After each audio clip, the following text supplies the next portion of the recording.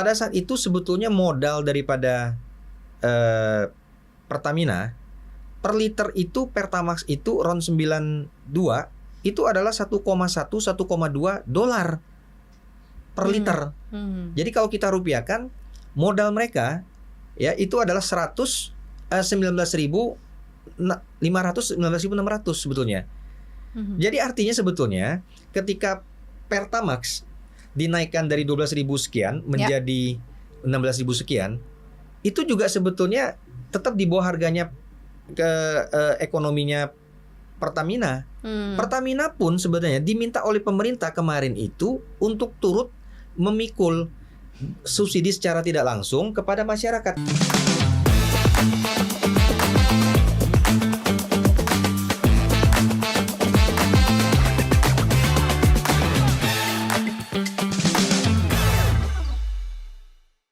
Iya sih, ini udah berjalan berapa tahun Bang jadinya hilirisasi?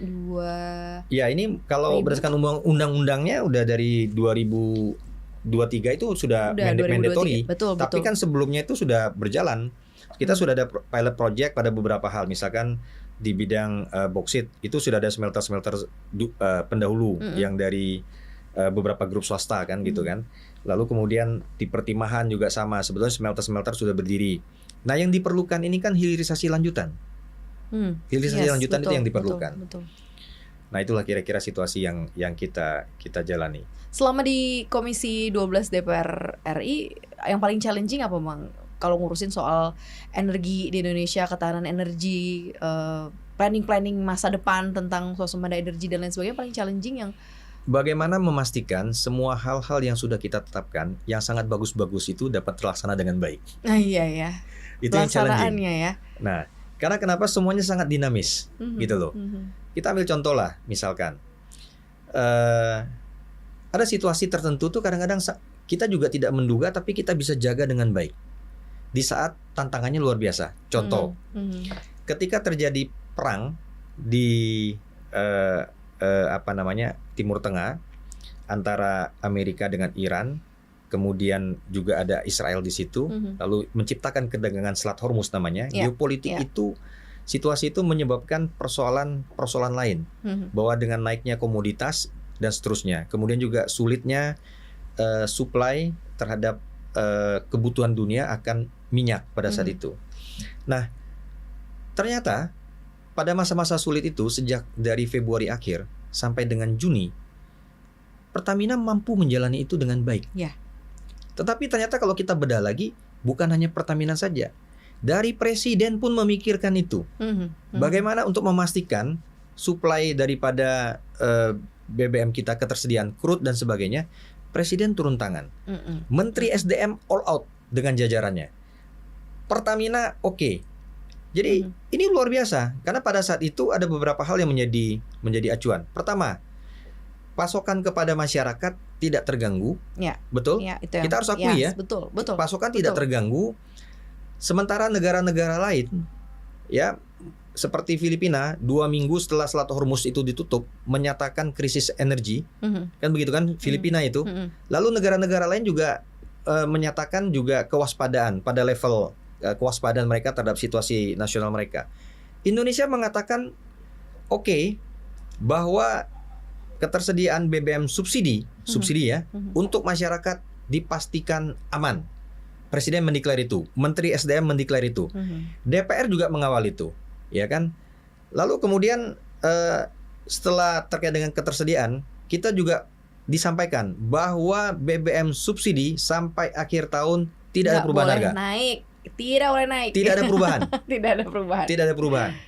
Presiden menyampaikan itu, Menteri SDM menyampaikan itu, DPR juga mengawal itu, kemudian Pertamina juga menyanggupi itu. Nah, kenapa Pertamina menyanggupi itu? Ini kadang-kadang semua itu ada blessing in disguise juga. Ada hal baik juga yang terjadi kadang-kadang bersamaan juga. Misalkan keputusan manajemen Pertamina untuk menggabungkan 3 subholdingnya, yaitu Pertamina Kilang, Pertamina Peace untuk shipping, lalu kemudian juga Patra digabung jadi satu, menjadi Pertamina Patraniaga. Ini suatu keputusan manajemen yang sangat baik yang menyebabkan Patraniaga ini efisien, efektif dan responsif di dalam pelayanan, di dalam manajemen dan di dalam rantai pasok. Efisien, efektif dan responsif. Dia akan tahu keputusannya cepat ketika daerah ini kurang nih atau sudah cepat kirim kapal ini kita geser. Kalau kemarin tuh enggak. Pace-nya dengan cara pikirnya sendiri. Kalau kemarin tuh kilangnya bilang nanti dulu nih gue belum selesai nih produksi nih. Ya kira-kira demikian. Patranya juga mana barang lu? Kira-kira kan gitu. Tapi sekarang keputusan penggabungan itu di akhir bulan bulan Februari ya 2026 atau di awal Maret.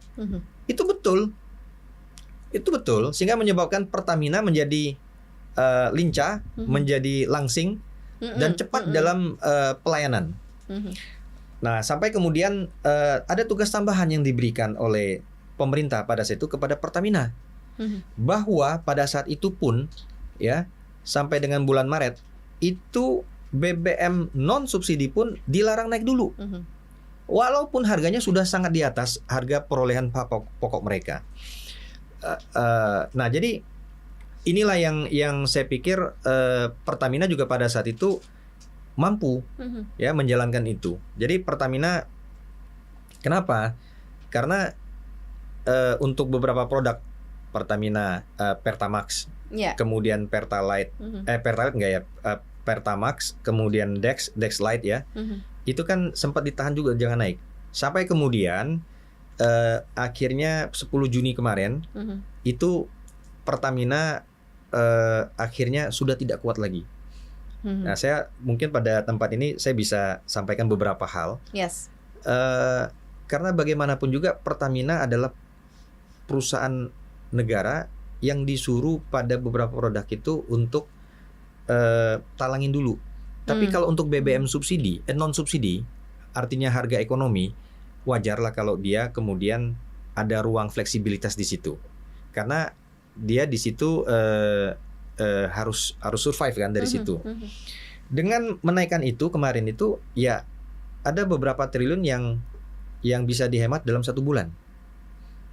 Karena defisit itu. Betul. Jadi dengan menaikkan itu, tetapi kan dihitung juga tidak semena-mena juga. Saya ketika menjelaskan ini di awal ketika 10 Juni kemarin, beberapa netizen itu marah-marah juga kepada saya. Apa kerja DPR? Aduh, pusing juga kepala kita. Kan ingat, kita harus pastikan, kita harus jelaskan. BBM non subsidi itu adalah harga ekonomi. Di situ peruntukannya untuk orang mampu. Nah, pada saat itu saya juga udah sampaikan, ketika Pertamax naik, kami juga menjamin bahwa Pertalite tersedia. Yang jadi masalah itu kalau Pertamax-nya naik, Pertalite-nya kagak ada. Karena yang kekhawatiran di netizen kan gitu. Ntar pada lari semua ke Apa boleh buat? Pertalite. Apa boleh buat? Memang ada shifting. Ketika di bulan Juni itu rata-rata hariannya memang pergerakannya secara nasional naiknya 6%. Itu shifting migrasi dari Pertamax kepada Pertalite. Terakhir kami dapat laporan dari BPH dan juga Pertamina, shifting itu rata-rata sekitar 9% sekarang. Nah, di satu sisi juga yang dari Pertamax juga turun. Jadi pengguna Pertamax turun, pengguna Pertalite naik begitu. Nggak apa-apa.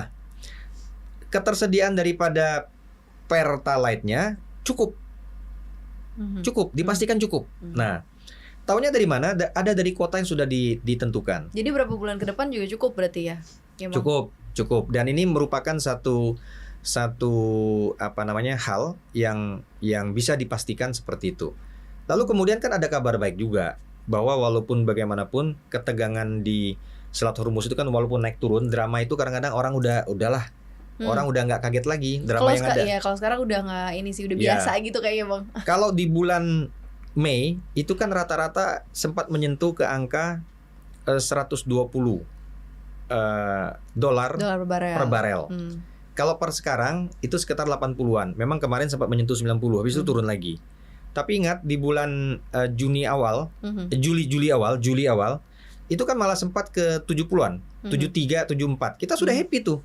Karena dari asumsi makro APBN pun ICP kita kan $70. Kemarin sudah 73, berarti selisihnya dikit.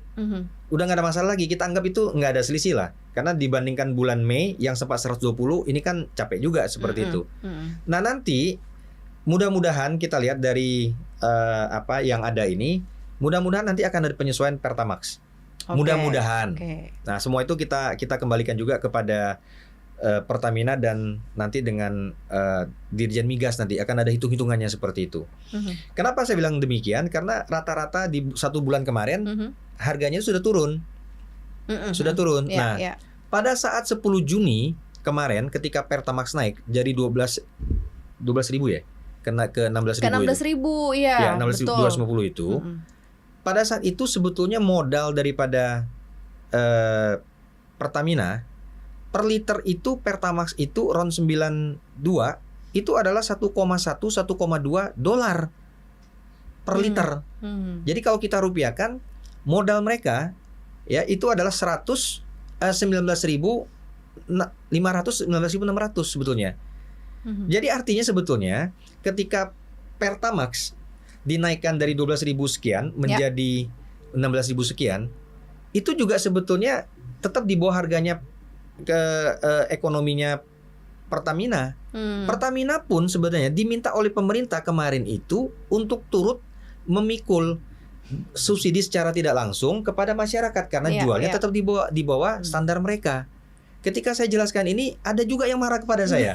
Aduh, masih kurang lagi ya Bang? Enggak, maksudnya artinya begini loh. Harusnya Pertamina itu jual 19.600. Tapi dia dijualnya cuma 16.000. Sebenarnya Pertamina disuruh nalangin 3.000. Ya, subsidiin kan 3.000 ya, gitu. Yang harga ekonomi tersebut. Betul. Nah, ada kelompok tertentu masih menyalahkan terus. Karena kenapa? Kalau kita mau cek RON 92 di kawasan Asia Tenggara pada 10 Juni itu, misalkan yang ada di Filipina pun 20-an ribu. Ini 20-an ribu. Dicek aja di Thailand itu 21 ribu. Itu betul. Itu boleh dicek. Ya. Jadi Pertamina ini pun dilarang untuk naikin banyak-banyak. Sementara tujuan menaikkan itu adalah mengurangi kerugian dia. I see. Karena udah keterhimpit banget, tertekan. Dan ingat berjalan itu kan sudah berjalan 4 bulan. Sudah nggak tahan lagi dia. Dia akan bleeding, ini lebih parah lagi. Kan seperti itu. Nah, tetapi di satu sisi ya BBM subsidi tetap dijamin bahwa barang ini tersedia. Kemudian harga tidak naik.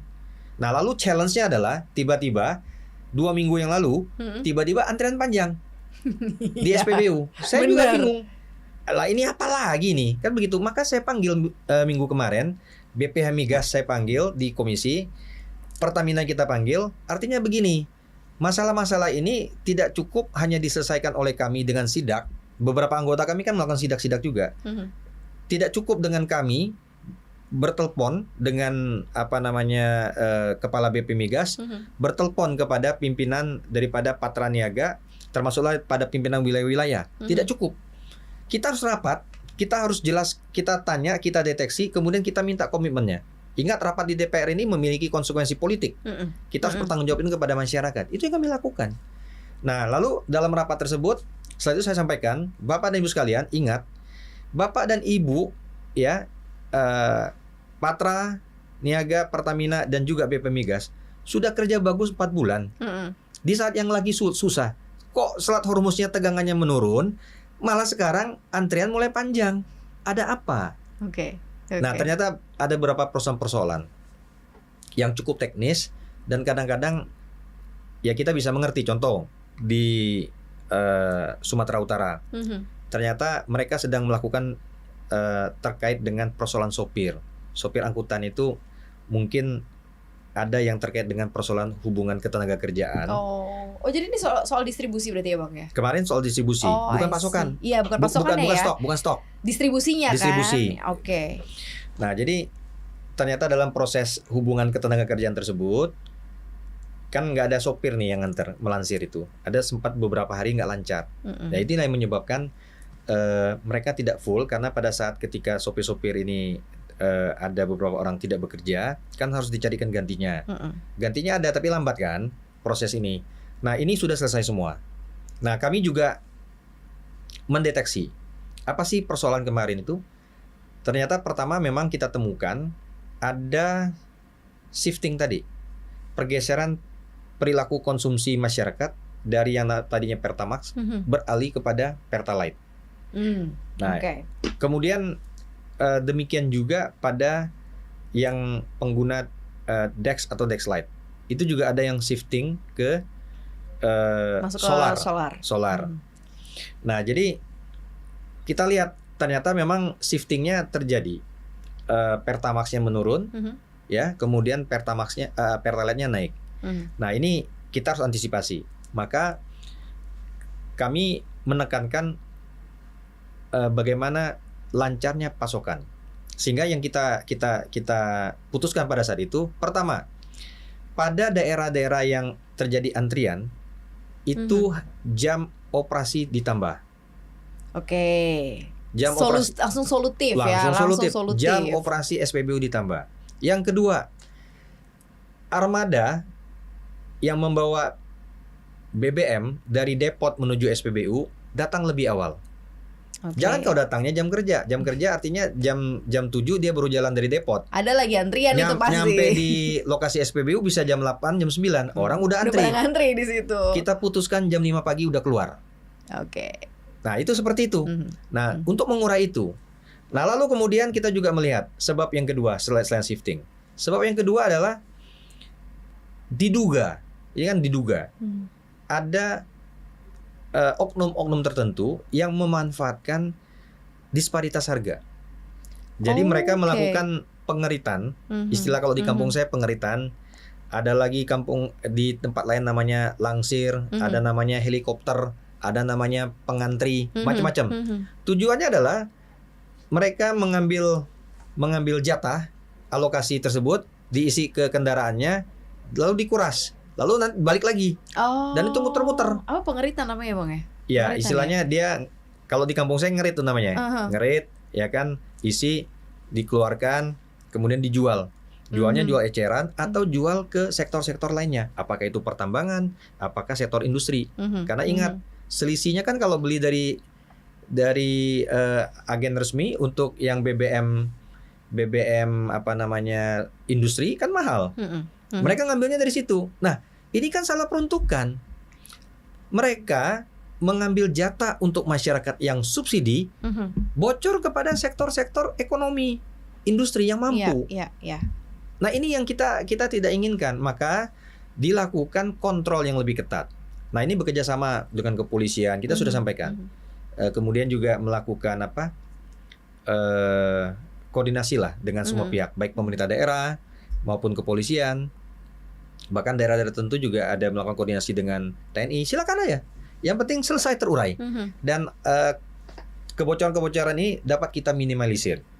Gitu loh. Karena kan kenapa bahasa minimalisir? Kan kita nggak tahu juga orang ini apakah betul untuk mobilnya. Tapi ingat ya, kita kan rata-rata punya suatu data yang kita cek. Misal untuk mobil bensin. Taruhlah sekarang mobilnya adalah mobil Avanza. Avanza itu kalau setiap hari orang ngisi 40 sampai 60 liter setiap hari ya. Lu kemana aja? Mobil Avanza tuh udah irit loh. 40 liter. Kita tanpa menyebut merek ya. Tanpa bermaksud kita saya endorse merek nih. Saya sebut saja mobilnya mobil Avanza. Ya kan? Itu kan irit. Iya. Itu keliling-keliling kota Jakarta aja kalau kerja 10 liter kayaknya udah cukup kayaknya ya. 15 liter pun udah cukup kayaknya. Udah mau macet lah itu ya. Nah, seperti itu. Nah, kalau kadang-kadang BPM Migas kan melaporkan. Kalau sampai keluar kota dengan jarak 300 meter itu 300 kilo itu bolak-balik itu cuma dibilang konsumsinya cuma sekian, Pak. Nah, artinya kan kalau ada satu mobil ngisi setiap hari 40 sampai 60 liter tiap hari, lu ngapain? Gitu loh. Nah, jadi maksud kami itu ya seperti itulah. Nah, lalu langkah-langkah solutifnya apa? Pertama tadi meningkatkan pengawasan. Nah, yang kedua, kita harus memastikan digitalisasi ini berjalan dengan baik. Kalau ngawasin seperti ini nggak bisa pakai manual, pakai tulis kertas, ya kan kupon. Ini mobil ini gini, nggak bisa. Harus digitalisasi, yaitu program My Pertamina. My Pertamina ini kan ada program untuk bagaimana mendapatkan BBM subsidi itu. Nah, itu kan dengan barcode, ya. Kalau motor nggak perlu, kalau mobil perlulah. Gitu. Nah, jadi program My Pertamina ini memang kadang-kadang harus kita optimalkan lagi. Saya kemarin pada rapat dengan Pertamina Holding dan seluruh subholding dan juga dengan Komisi 12 sekitar 2 hari 3 hari yang lalu, itu saya sudah sampaikan bahwa dalam program My Pertamina itu kalau bisa dioptimalkan kembali dengan memasukkan unsur AI. Oke. Nah, jadi bukan hanya sekedar program apps saja, tapi AI-nya dimasukkan. Contoh, sekarang ini kan mobil apa saja boleh masuk kepada My Pertamina. Benar. Tanpa cuma foto aja. Tapi foto apa ya udah gitu aja kan. Maksud saya tuh begini loh. Kalau ada mobilnya mobil mewah nih. Sebut saja merek juga. Tanpa bermaksud mengendorse ya. Kan saya sebutkan itu ya. Abis ini mereka endorse di sini ya, Bang. Nah, misal mobil BMW. Iya kan? Kan sudah tahu itu sudah pasti mobil mewah. Betul. Mobil mewah. Walaupun katanya mobil gua udah butut, pokoknya lu BMW kan gitu. Nah, ketika dia lagi memasukkan data, ya kan? AI itu sudah mendeteksi mobil Anda ini tidak layak untuk dapat Pertalite. Jangan daftar di sini, di reject gitu loh. Itu loh kira-kira. Itu satu. Kemudian misalkan mobilnya sebut lagi merek, ya kan, tanpa bermaksud mengendorse. Misalkan Alphard. Udah tahu mobil Alphard kok masa mau mengisi Pertalite? Janganlah, kan begitu. Nah, sistemnya itu nge-reject gitu langsung. Demikian juga dengan mobil-mobil sedan yang menengah ke atas, high end lah, bukan menengah ke atas, high end. Nah, ada AI di situ yang dapat menolak atau mungkin memberikan saran yang lain seperti itu. Satu. Yang kedua, nanti ada mobil kendaraan yang sudah lolos verifikasi itu, tapi kerjanya muter terus itu. Nah, dari program My Pertamina itu dia udah mendeteksi ini mobil nggak bener, gitu loh. Misal mobil ini kan mobilnya mobil tertentu yang irit. Kemarin udah ngisi misalkan 40 liter, ya kan? Besok pagi udah ngisi lagi. Tiap hari 40 kali 7 atau kali 6 hari lah. Kan tentu ini nggak beres, gitu loh. Nah, mungkin AI bisa memberikan masukan dalam sistem itu kepada sistem yang ada di Pertamina. Nah, inilah yang saya pikir sebenarnya kadang-kadang ide-ide begini ini kan hanya bisa diterjemahkan dan dilaksanakan oleh program komputer tingkat tinggi seperti itu. Tapi ingat, Pertamina harus bisa menuju ke arah sana. Ingat, saya 2 tahun yang lalu pernah ke kantor pusatnya Repsol, itu di Spanyol. Ya, itu di sana Repsol dengan sangat bangga menceritakan kepada kami yang namanya room comment-nya. Jadi itu seluruh pekerjaan Repsol seluruh dunia ada di situ tampilan layar-layarnya. Dalam hati saya, kita ini kayak ketinggalan jauh ya. Ini Pertamina gimana ya? Kan gitu kan?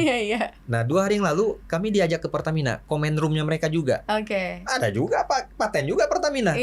Jadi ingat, kita ini jangan berpikir juga bahwa kita ini tertinggal jauh. Enggak juga. Pertamina juga oke. Jadi comment room mereka itu dari hulu sampai hilir. Hulu apa? Di mana sekarang ini mereka sedang melakukan pengeboran. Itu ada semua. Ya kan, yang lagi berproduksi bagaimana? Ya kan, liftingnya berapa hari ini semua? Itu ada semua. Lalu kemudian di hilir. Ya kan, di hilir. Bagaimana stok di SPBU di sampling ya, dia bilang. Contoh Pak, ini kita saya di Sumatera Barat kemarin tuh. Tak SPBU nomor sekian. Jadi bahkan uang deposit SPBU itu pun nampak di situ. Oh, sampai ke situ. Cadangannya masih ada berapa? Ada. Jadi sebetulnya yang ada pada saat ini adalah bagaimana dengan data yang sudah ada, data yang sudah up to date itu dapat kita pakai dengan benar dalam pengambilan keputusan. Betul. Nah, kemudian Pertamina sudah melakukan transformasi digital. Bahwa di dalam operasinya mereka sudah lakukan itu, gitu. Bagus, gitu. Nah, untuk itu saya pikir dari semua yang saya ceritakan ini ya Indonesia bergerak maju. Ini baru dari satu persoalan ya, BBM gitu. Ini banyak banget dinamikanya Bang, sampai ya kemarin mungkin ya ini teman-teman juga ya Sobat Cuan juga yang ngerasain gitu. Nanti ketersediaannya gimana, terus gimana. Ini loh negara benar-benar melakukan sesuatu gitu ya.